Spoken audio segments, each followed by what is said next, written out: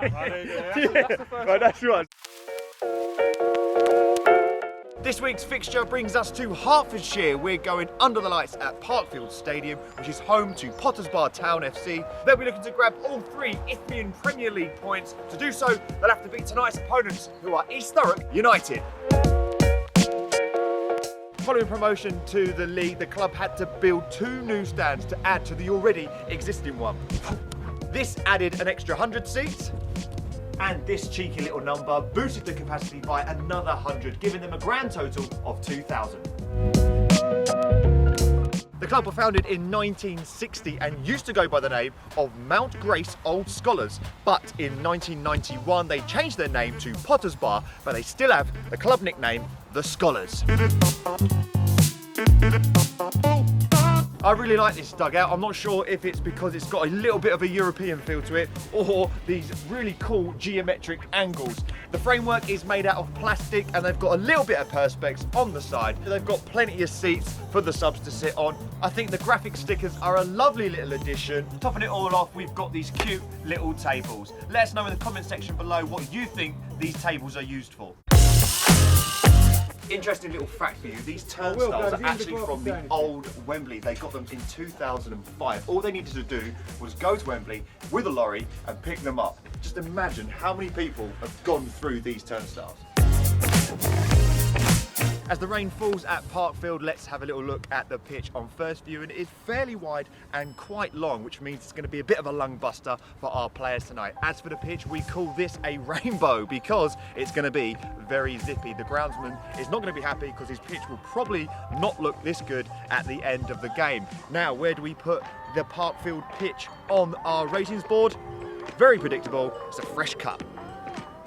The hospitality at Parkfield is top drawer. There's plenty of seating with multiple screens to watch the footy. The food looks absolutely amazing. Scott will be sampling a burger at half time. The clubhouse includes a snooker table and a darts board. We're scoring this 180.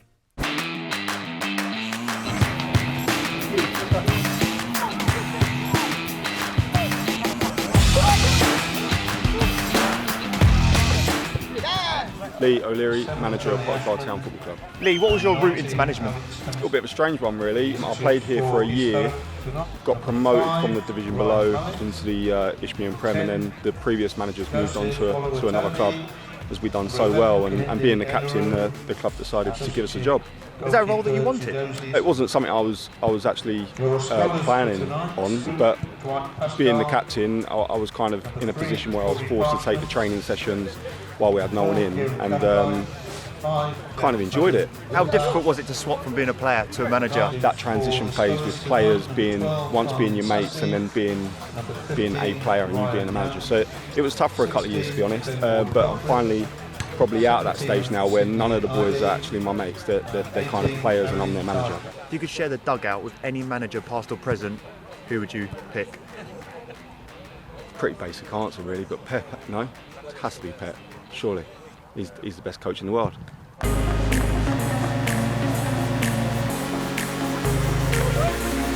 People come here and if they're not informed, I think Potters Bar will give us an easy game. Potters Bar will be a turnover for us.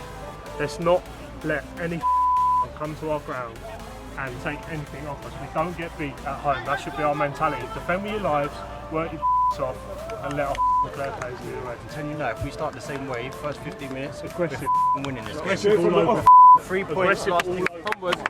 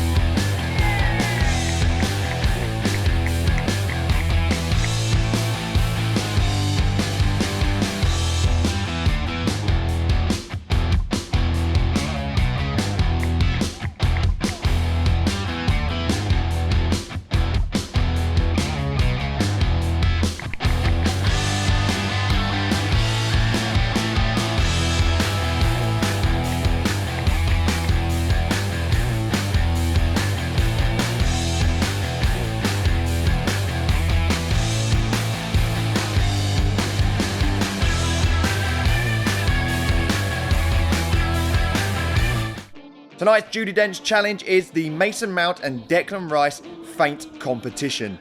First to 5 wins.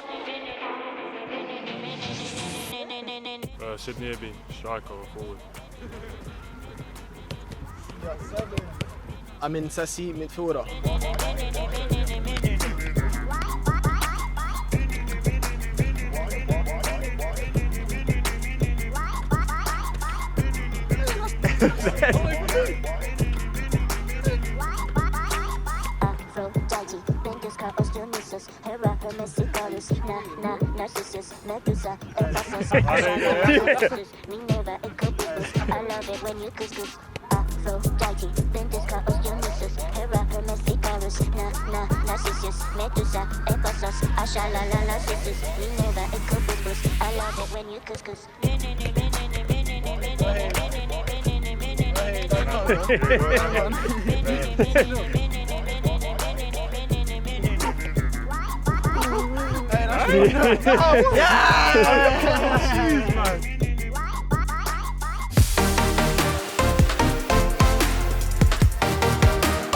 Enormous.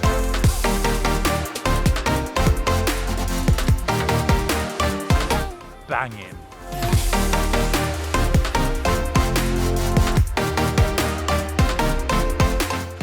Magnifique. Magnificent.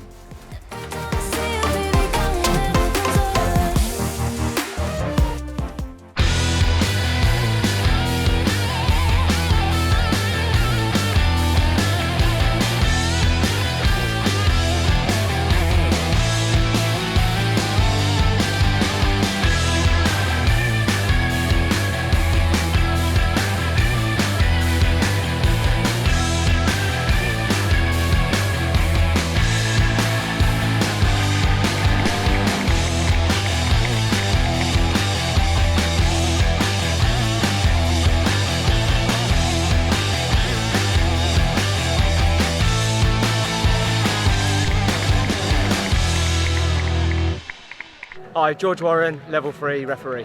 When do you find out who you're officiating with for these games? We get about 6 weeks in advance, and we get the full month's fixtures, and we get the assistants, the referee, and then if there is an observer on the day, we get the observer as well.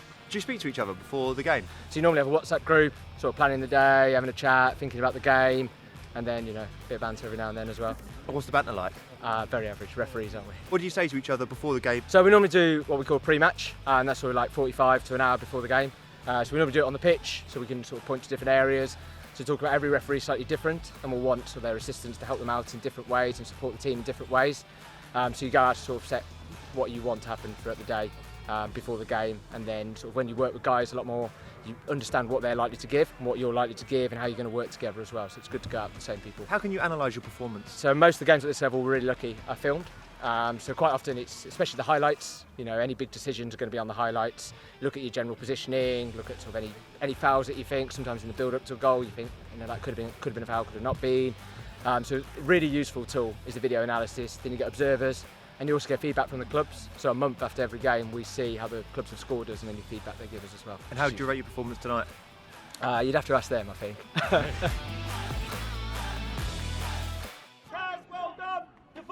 Oh look, they're using for seats.